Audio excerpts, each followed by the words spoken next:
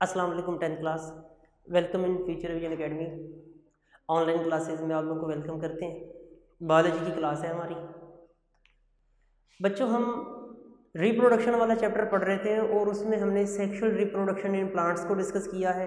और हमारा जो लेक्चर नंबर 6 था उसमें हमने पोलिनेशन पढ़ी है कि प्लांट्स के अंदर पोलिनेशन का प्रोसेस कैसे होता है, सेल्फ पोलिनेशन क्या है, क्रॉस पोलिनेशन क्या है। पोलिनेशन के बाद जो प्रोसेस होता है वो सीड बनने का होता है। जब प्लांट्स में पोलिनेशन का प्रोसेस हो जाता है, मेल और फीमेल गीमेट्स आपस में मिल जाते हैं, फूल के अंदर पोलन ग्रेन्स एंथर से स्टिग्मा पे गिर जाते हैं, पोलिनेशन हो जाती है प्लांट्स के अंदर, तो फूल्स जो है वो फल में चेंज हो जाते हैं। अगला जो काम होता है वो फूल से फल बनना होता है और फल के अंदर बीज होते हैं।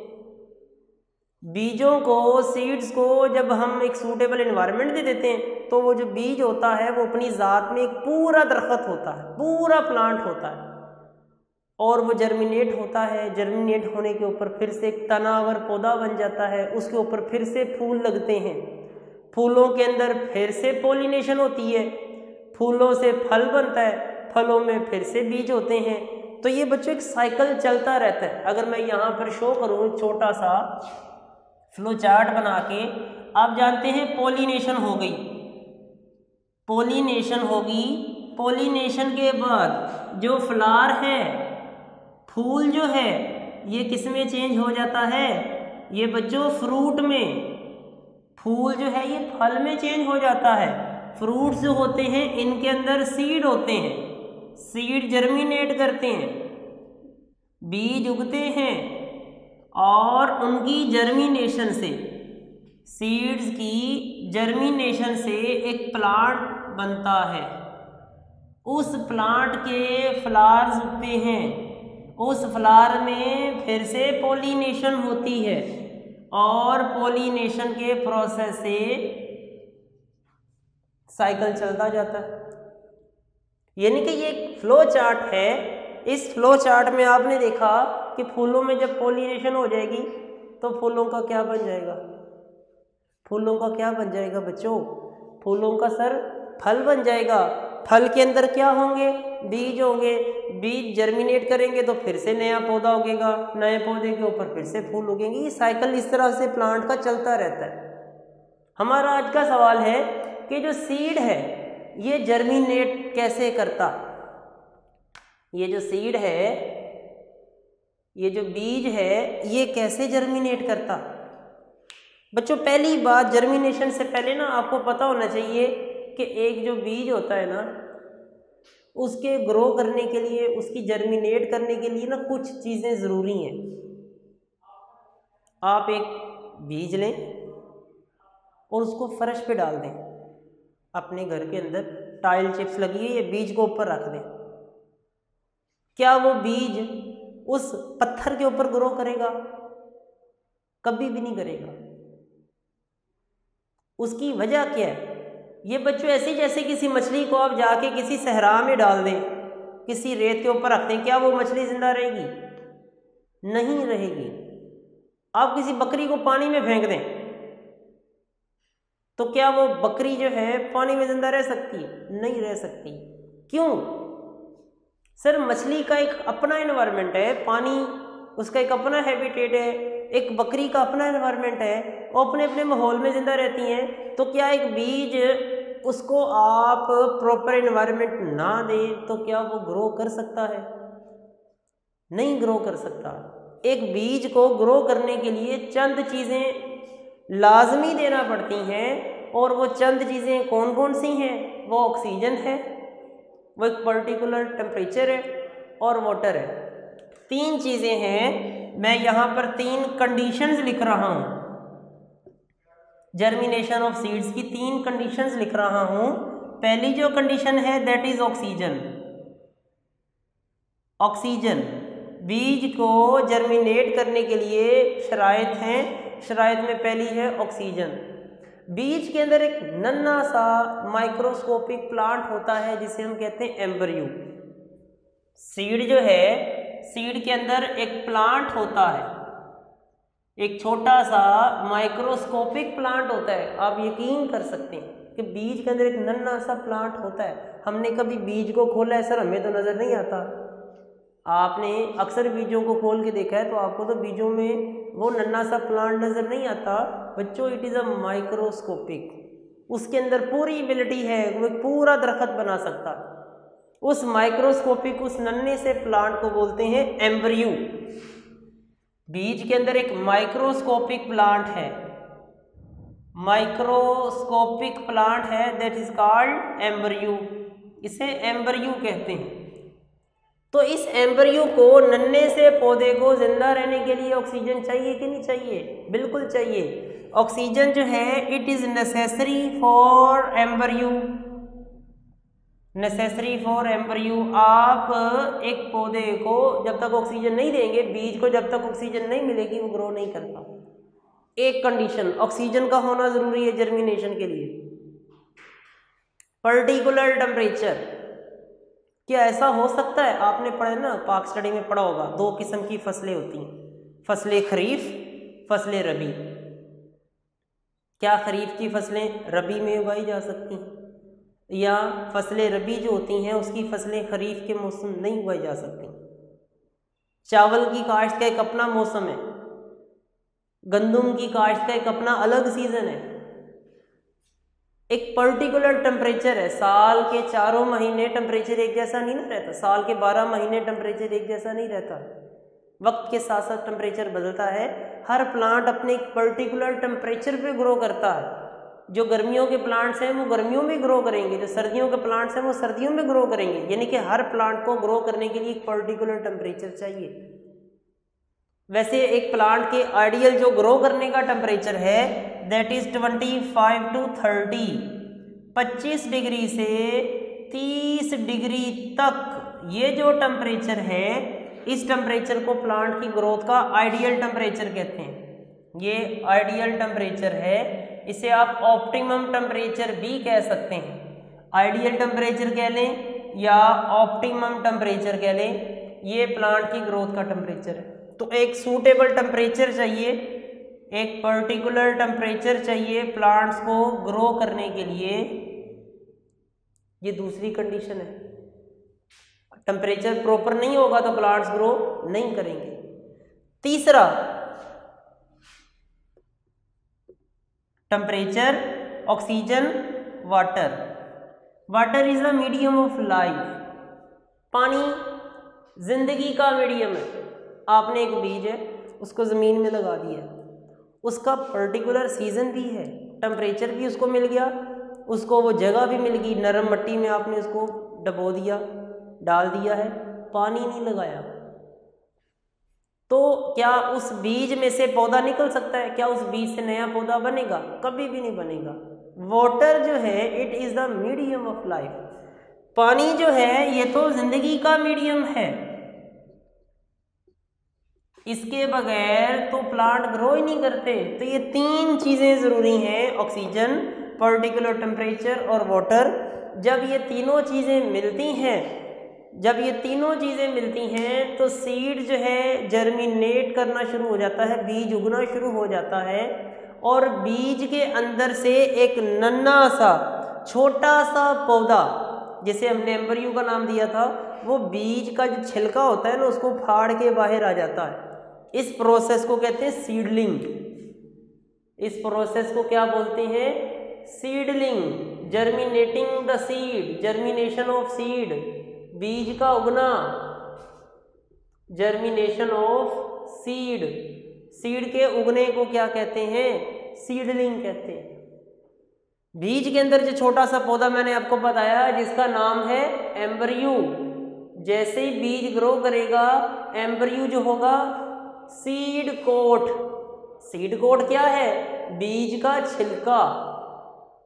बीज का जो छिलका होता है, हर बीज के ऊपर छिलका होता है ना। चने के ऊपर आपने देखा होगा काले रंग का छिलका होता है, मूंगफली के ऊपर अपना अलग से छिलका है, बादाम का छिलका होता है, हर पौधे का एक छिलका होता है, हर बीज का छिलका होता है, that is called seed coat. Embryo जो है सीड कोट को फाड़ देता है, रप्चर कर देता है, कम्स आउट, और उस सीड कोट में से होता हुआ बाहर आ जाता है। आपने अपनी लाइफ के अंदर शायद ये एग्जाम्पल देखी हो, बल्कि नहीं देखी तो आप लोगों ने ये काम करना है। आप चंद काले चने के बीज ले, उसको एक बोतल में डाल के 5 दिन के लिए ना ऐसी जगह पे रख दें जहाँ पर उसको हवा भी मिले, और उसके अंदर आपने थोड़ा सा सोडियम बाइकार्बोनेट डाल देना है, मीठा सोडा डाल देना है। अपने घर में बेकिंग सोडा होता है ना, किचन से लेके, वो आपने थोड़ा सा उसमें डाल देना है, और उस बोतल को आपने किसी ऐसी जगह पे रख देना है जहाँ पर उसको एयर मिले, हवा मिले। धूप में चाहे ना रखें, छाँव में भी रख सकते हैं। 5 दिन के बाद आप देखना काले चने थोड़े से मोटे भी हो चुके होंगे, पहली बात। दूसरी बात, काले चनों में से एक वाइट कलर का धागा सा बाहर आना शुरू हो जाएगा। इससे ये साबित होता है कि वो जो काले चने के बीज थे, अब उनके अंदर एम्ब्रियो ग्रो करना शुरू हो गया है, उसकी जर्मिनेशन होना शुरू होगी, सीडलिंग होना शुरू होगी। सीडलिंग के प्रोसेस में बीजों में से नन्हा सा प्लांट जो है वो बाहर की तरफ आना शुरू हो जाता है। यहाँ पर बच्चों मैं आपको बता रहा हूँ, एम्ब्रियो सीड कोट से बाहर आ जाएगा। इस प्रोसेस को बोल देंगे ये सीडलिंग है। ठीक है, सीडलिंग का तरीका मैंने आपको बताया कि आप काले चने के चंद बीज लें, वही काले चने जो हम खाते हैं, बिल्कुल वही वाले।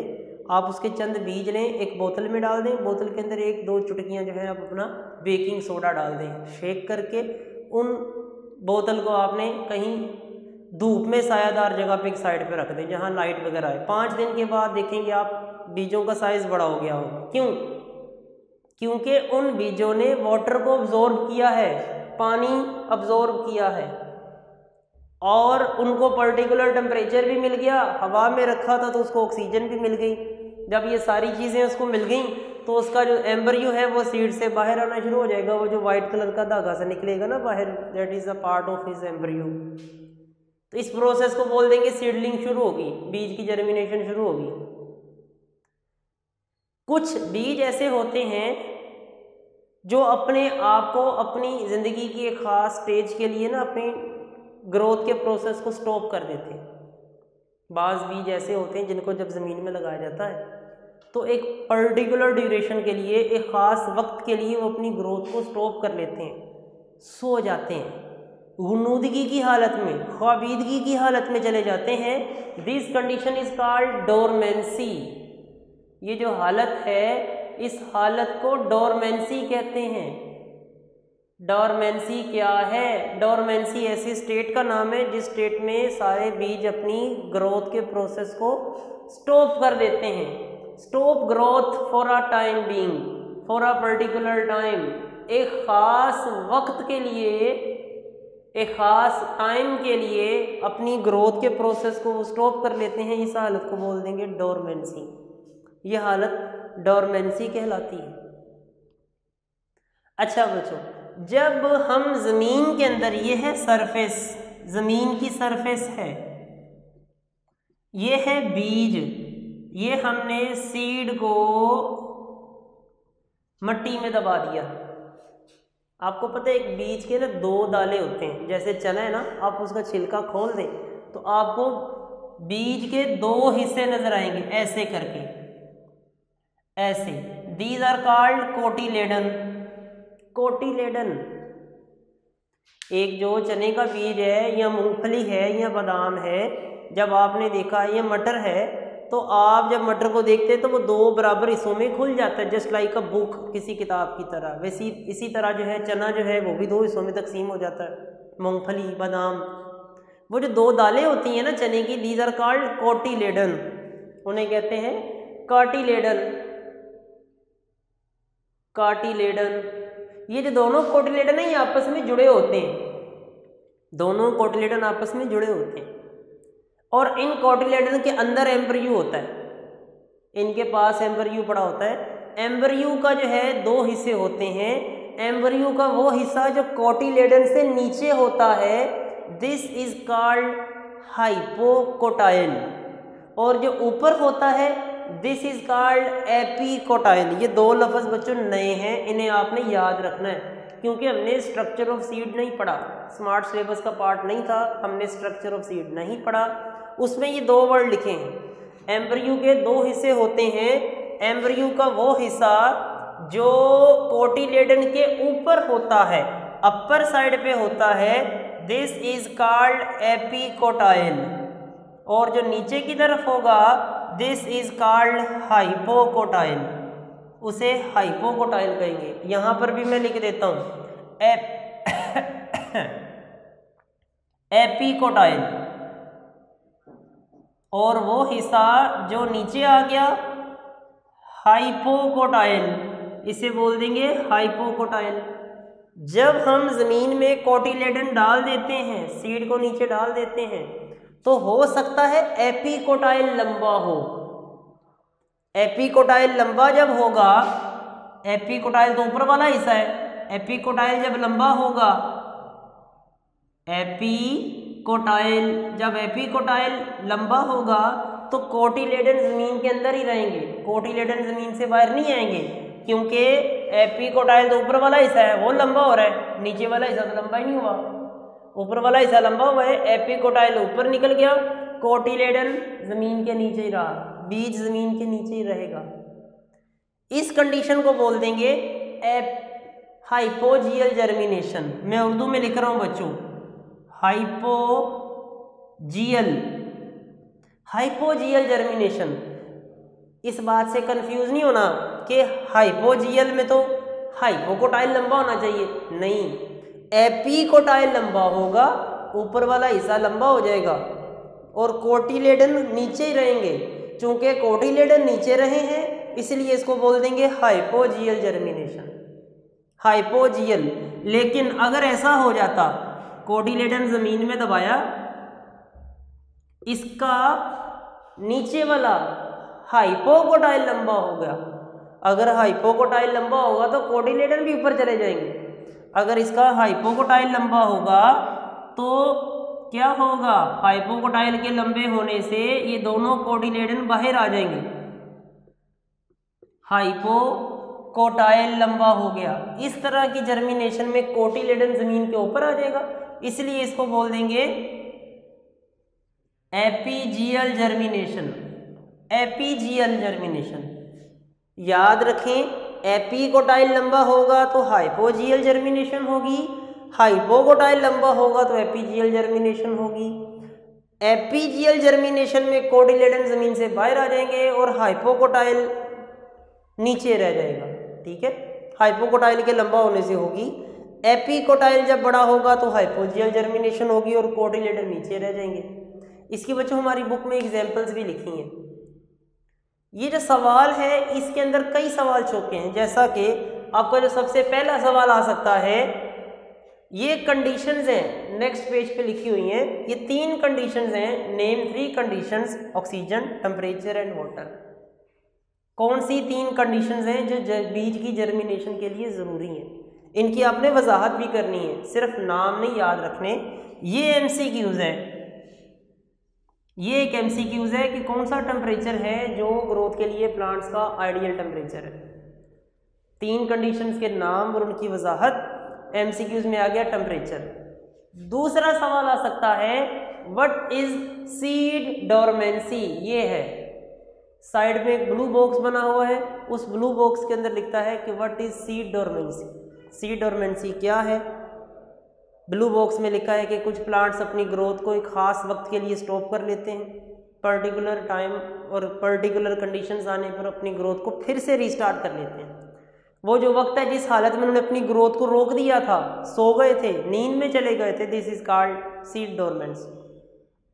तीसरा सवाल जो बच्चों आ सकता है आपको, difference between hypogeal germination and epigeal germination. Epigeal hypogeal 2 germination की टाइप्स हैं, इनमें आपको डिफरेंस आ सकता है।